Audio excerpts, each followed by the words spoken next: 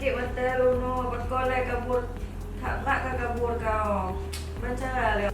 Ay Kak Pu, Wan, nak tajak rumah sakit, Ya. Pajan dibuka Polimata. Nak informasi ni Pak Kak Pu. hai Mbak FB rumah sakit kau lagi posting nomor HP si Omar di bidang yang mana Mbak nomornya jangan tahu dibuka dokter spesialis mata.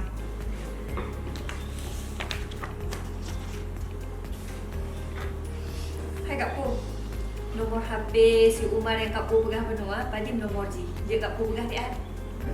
Oh, nah yang Pak Dek Bi, nak dah le tinggal tak buka HP. Dek Bi catat be 0850 808 1008. Aci Dek Bi telepon laju pastikan pajan dokter mata Mbak rumah sakit. Okey Kak Pu.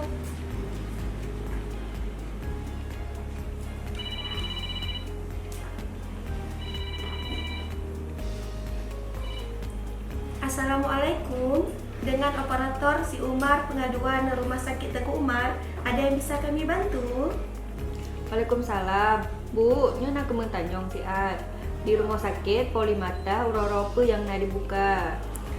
Oh, menan. Menyo ibu kumu mengubat bak Rumah Sakit Teguh Umar, menyak merumpok ngon dokter spesialis mata gejak mantong bak uro Selasa ngon uro Kamis.